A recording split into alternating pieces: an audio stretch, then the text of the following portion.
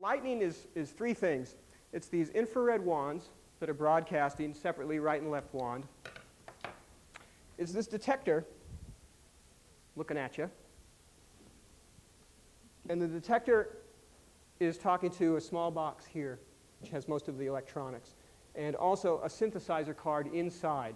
So what's going on is I can generate MIDI commands that are routed internally to its own synthesizer or externally to another bank of synthesizers. I'll speak a little bit more about that in a minute. Here's what's actually going on, is the wands are being tracked in space two-dimensionally in a kind of a truncated tetrahedron that's getting larger as I step away from the instrument. And it imposes a 4x2 grid over space. So I can track the right and the left wands separately. And I just inverted this map so it looks really strange to me on the keyboard on the screen, but I think it makes sense to you. And we can do gesture recognition with what these wands are up to. Downstrokes, upstrokes, left strokes, and right strokes. But we can associate the gesture with a particular zone and change the musical response.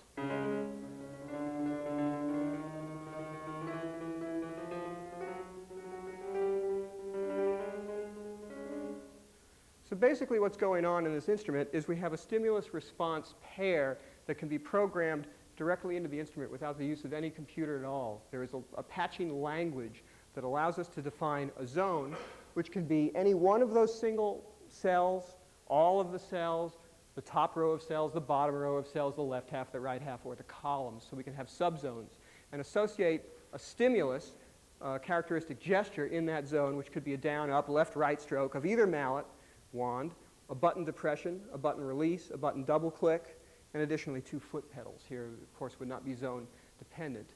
And we can set up a table of patterns, zones, gesture, together as a stimulus, leading to a response. And the response can be one of a number of different sorts of MIDI events, like the lights going down. I didn't do that. MIDI events can be a note on or a note off, or a controller move. Those are the two biggies. Controller being that arbitrary data stream, note on, note off, starting and stopping a note. And there are attributes of that note on and note off that can be further determined by the way you program that patch up. And that would be, is the pitch going to be a fixed single pitch? Is the pitch going to be related to my position in space with respect to the zone that the stimulus occurred? Is the pitch going to be relative to some tuning table that I can index into or out of?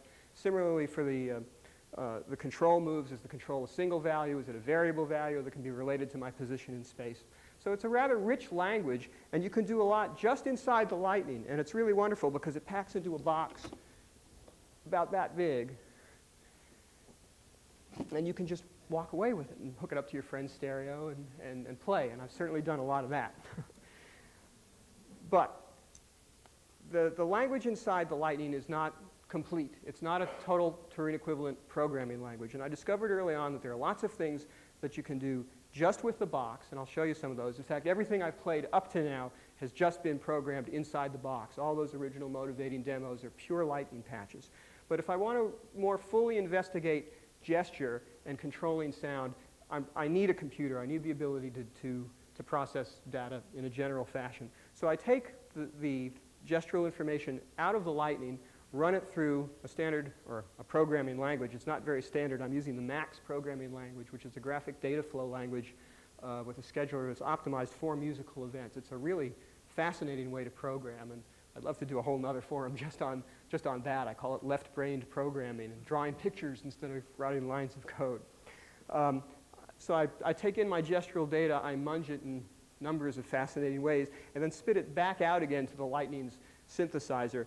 I realize some of you that are really into sound design are going to think, God, that sounds so hokey. And I agree. This is a Kurzweil multimedia card installed in the Lightning. It's kind of a lowest common denominator of MIDI sound resource. But I'm really interested in gesture and control. And yes, sound design is a wonderful thing, and there are lots of people working in sound design. It's also a black hole. And I intend to ally myself with those folks. But for my purposes right now, I'm concentrating on the front end. And all of the work that I'm doing now can hook up to anybody's back end. And in fact, I really want to do that over time. So now I'm going to show you a number of different interpretations of movement and experiments with associating gesture and sound in characteristic and some not so characteristic ways. And one of the first things people ask me when they see me play this instrument is, how do you know where the notes are? Well, I guess that's not such a bad question. But really, you know by practicing. I'm getting a lot of reflection in here. So here I've established two notes in space. And I can change the size of this zone. Let's take a really tiny zone. Now let's make it a really big zone. So I've split my zone into two. And it's a standard problem that percussionists face all the time. How many pitches can we reliably fit in one area of space and play reliably in relation to the notes on the page? 2 is pretty easy. What if we go for 3?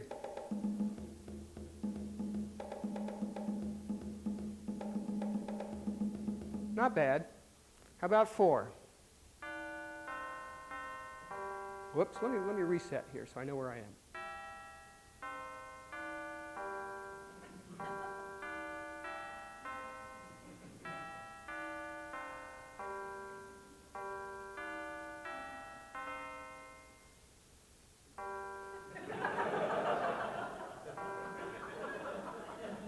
It works. 5. Oops.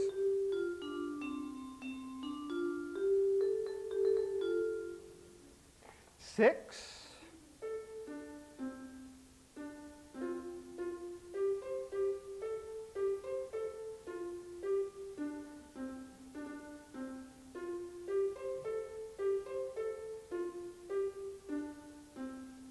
And how about the Holy Grail, the major scale?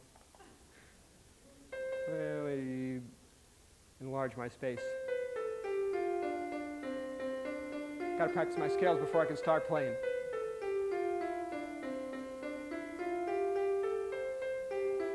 Okay.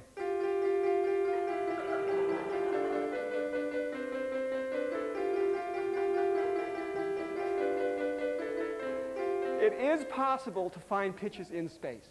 Now, I had an escape line from that. If I really messed up, I was going to say I played it better at home. But I didn't do so bad here, and I'm glad. You have to practice your instrument. There's no getting away from it. And this is my instrument these days. It's not unusual, actually, for pianists to play with their eyes closed. Marimbas can put covers on their instruments. We do a lot of kinesthetic rehearsal away from the instrument to remember where we are. So I don't think that the argument that this is empty-handed gesture is that critical. It depends on the nature of the music you want to play. I mean, clarinets are wonderful. They can play lots of notes really fast. The Lightning can't do that, but the Lightning can do a lot of other things as well. You have to fit the punishment to the crime, I guess. Yeah? This little test bench that I set up was originally to explore this idea of how many pitches could I fit in how much space. Along the way, I discovered that the gesture and the sound kind of went with each other. I don't know if you noticed that the sound almost controls my playing gestures. When I was playing conga drums, I felt like my strokes were different than when I was playing the Sontor, the Mussorgsky pictures at an exhibition, which also felt different than when I was playing the Westminster chimes. There's an interesting feedback going on here between the gesture and the sound, or the sound controlling the gesture, that I think is worthy of some thought. Now, I can take this test bed and rotate it 90 degrees and explore the problem of a vertical disposition in space. So I've got cowbells here and here. And here very quickly we run into the problem that when our tonal axis is aligned in the same direction as our strokes, we're going to get into trouble. Because I can place my hand in an area where I really think the tone is, but then when I strike, the dynamics of the way the Lightning is working right now is that it's going to look at the bottom of my stroke and pick the tone there. So you might say, well, why not just work for sideways strokes? Well, it just so happens, at least for my personal preferences, I don't think the hand is built very well to work in a lateral dimension with wands. In fact, the downstrokes I've discovered, can be very, very accurate singly. Upstrokes singly don't really work too well. In a pair, this can be a very compelling movement, and I'll be working with that in a little bit. Sideways, again, just from the way the hand is built, lateral motion this way with this hand, or this way with that hand, can be pretty well controlled. But the back swings really hurt, and they're very difficult to control. Again, a swing in this direction, however, can be effective in some cases.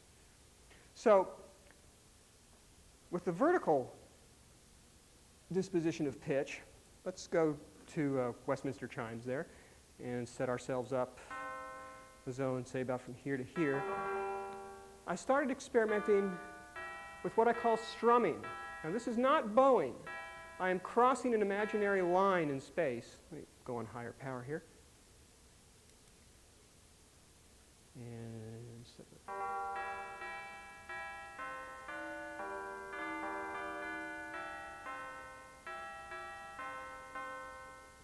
I played this better at home. All right? Now, the interesting thing about the strumming kind of motion is that it leads to this kind of S-shaped motions and Z-shaped motions and circles. Let me open up my range a little bit. So I'm coming out of the top and the bottom, reversing, and falling off the edge. But it's very difficult to play one string with two hands. So what I've done is come up with a two-stringed instrument.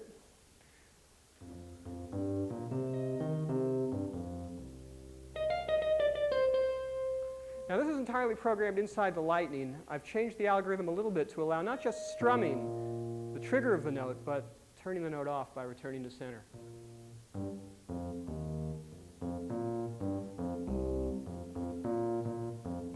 And I have a predetermined pitch set top to bottom, but I have to figure out where it is.